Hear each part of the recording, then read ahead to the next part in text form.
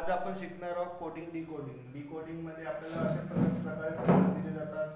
त्याच्यामध्ये आपल्याला शोधावं लागते की काय कोणत्यासाठी कोणता कोड वापरलेला आहे. ठीक आहे. Okay sir. ठीक आहे. याच्यामध्ये बघा इथे इथे राम आहे. ठीक आहे. मग इथे खालच्या तिसऱ्या वाक्यामध्ये पण बघा इथे सेंटेन्स मध्ये इथे पण राम आहे.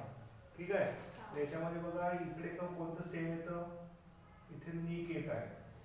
ठीक आहे. आणि इथे पण निक येत आहे. म्हणजे रामसाठी काय आहे, रामसाठी निक हा कोड आहे. ठीक आहे.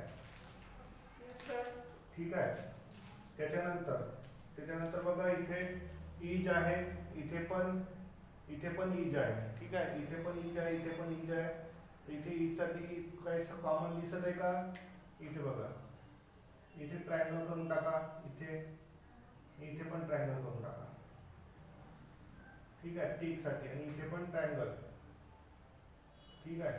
म्हणजे इज साठी काय आहे, इज साठी टिक. ठीक आहे.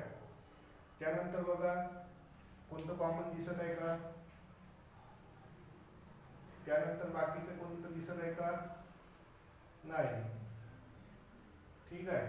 म्हणजे इथपर्यंत आपलं रामसाठी काय येणार, निक येणार आणि इज साठी काय येणार, टिक येणार. ठीक आहे. समजलं तुम्हाला? Yes sir.